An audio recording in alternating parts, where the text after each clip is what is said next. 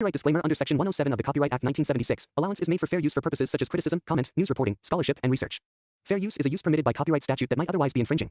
Non-profit, educational or personal use tips the balance in favor of fair use. जब रात के अंधेरे में लाल आंखों वाला देवता धरती पर उतरता है तो वो कोई साधारण नृत्य नहीं होता, वो होता है भूत कोला, जहाँ श्री देवता स्वयं मनुष्य के शरीर में अवतरित होकर न्याय देते हैं। और यही रहस्य हमने कांतारा फिल्म में देखा था। पर क्या आपने कभी सोचा कि आखिर ये श्री पंजुर्ली देव कौन है? श्री गुलिका देव का क्या महत्व है और ये परंपरा आखिर कहां से आई? आज हम इस वीडियो में जानेंगे भूत कोला की दिव्य परंपरा क्या है, श्री पंजुर्ली देव की उत्पत्ति कैसे हुई, श्री गुलिका देव का जन्म कैसे हुआ और उनका क्या कार्य है, कैसे ये दोनों देव आज भी तुलुनाडु के गांवों में जीवित है जहां हर वर्ष भगवान की उपस्थिति महसूस की जाती है। तो चलिए श्रद्धा और ज्ञान के साथ प्रवेश करते हैं। भूत कोला क्या है? भूत कोला तुलुनाडु, कर्नाटक की एक प्राचीन परंपरा है जहां श्री देवता स्वयं मानव शरीर में अवतरित होकर गांव के लोगों के बीच उतरते हैं। ये कोई नाच या तमाशा नहीं, बल्कि एक दैवीय संवाद है जहां ईश्वर का वास उस व्यक्ति के शरीर में होता है जिसे पर्यक कहा जाता है।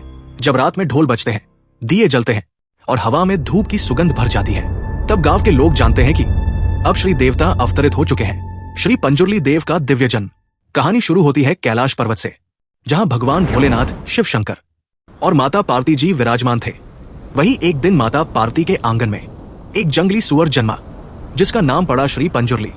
बचपन में वो भोले और निष्पक्ष थे, पर जैसे जैसे बड़े हुए उन्होंने कैलाश के जंगलों में पेड़ों और पौधों को नष्ट करना शुरू कर दिया। इससे भगवान शिव क्रोधित हुए और उन्होंने दंड देने का विचार किया। पर माता पार्वती ने फोल्डेड हैंड्स में विनती की, हे प्रभु, श्री पंजुर्ली दोषी नहीं है, ये तो प्रकृति की सहज प्रवृत्ति है। माता की करुणा देखकर महादेव शांत हुए और उन्होंने श्री पंजुर्ली को एक दिव्य आदेश दिया, अब तुम पृथ्वी पर जाकर मनुष्यों, पेड़ों और प्रकृति की रक्षा करोगे, खेतों की रखवाली करोगे और हर जीव में मेरा अंश संजोए रखोगे। तब से श्री पंजुर्ली देव को वन और खेतों के रक्षक देवता कहा गया।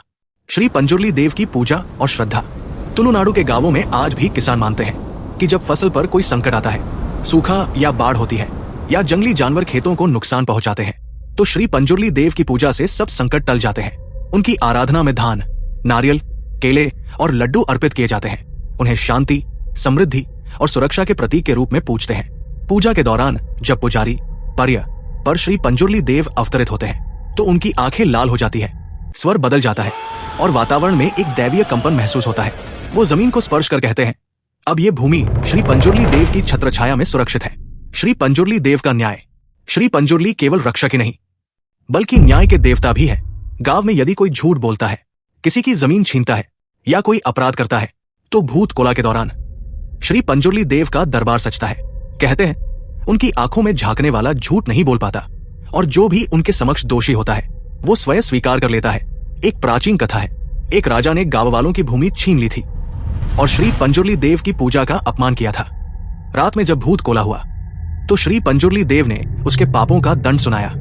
अगले दिन राजा बीमार पड़ा और उसका वंश समाप्त हो गया। तब से तुलुनाडु में कहा जाता है, श्री पंजुर्ली देव से बड़ा न्यायाधीश कोई नहीं। अब बात करते हैं श्री गुलिका देव की, जो अपने कठोर न्याय और अनुशासन के लिए प्रसिद्ध है। एक लोक कथा के अनुसार जब माता पार्वती ने भगवान शिव को भस्म अर्पित की तो उसमें से एक काला पत्थर निकला।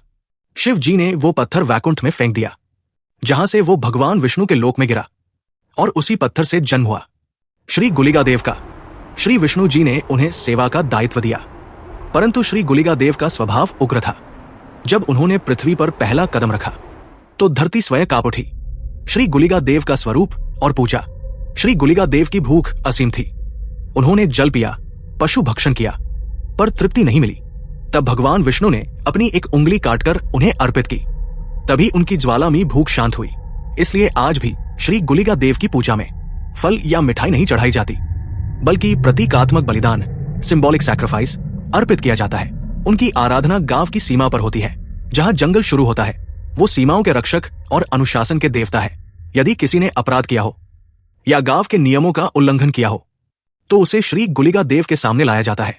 वहां सत्य छिप नहीं सकता। श्री गुलिका देव अटल न्याय के प्रतीक है। जहां श्री पंजुर्ली देव क्षमा कर देते हैं, वहां श्री गुलिका देव दंड देना नहीं भूलते। कहते हैं उनकी पूजा में जरा सी भूल भी पूरे गांव को प्रभावित कर देती है। कभी फसलें सूख जाती है, कभी बीमारी फैल जाती है। इसलिए उनके अनुष्ठान में हर नियम का पालन अनिवार्य होता है। उनकी आरती के समय पुजारी के शरीर में कंपन होता है, स्वर बदल जाता है और देवता स्वयं उसमें अवतरित होकर कहते हैं, सत्य बोलो अन्यथा दंड अवश्य मिलेगा। नर्वस सिस्टम में परिवर्तन होता है जिससे वो ट्रांस अवस्था में चला जाता है। पर तुलुनाडु के लोग मानते हैं वो विज्ञान नहीं, ईश्वर की उपस्थिति है, क्योंकि जो व्यक्ति उस अवस्था में होता है वो ऐसी बातें बताता है जो किसी को ज्ञात नहीं होती। यही कारण है कि आज भी गांव वाले हर विवाद का समाधान दैव के दरबार में करवाते हैं, न कि किसी अदालत में। भूत कोला एक सामाजिक व्यवस्था। भूत कोला सिर्फ पूजा नहीं बल्कि सामाजिक संतुलन का प्रतीक है। इससे जाति पाति की दीवारें टूट जाती है, क्योंकि श्री देवता जिस शरीर में अवतरित होते हैं वो अक्सर समाज के निम्न वर्ग से होता है और उस रात हर वर्ग, हर जाति का व्यक्ति उनके चरणों में सिर झुकाता है। ये परंपरा समानता और न्याय की सर्वोच्च मिसाल है। कांतारा फिल्म और वास्तविक परंपरा। फिल्म कांतारा में यही भूत कोला दिखाया गया है, जहां क्लाइमेक्स में नायक शिवा में दैव उतरते हैं। भूत कोला हमें सिखाता है कि ईश्वर केवल मंदिरों में नहीं बल्कि हर पेड़, हर खेत और हर जीव में बसते हैं।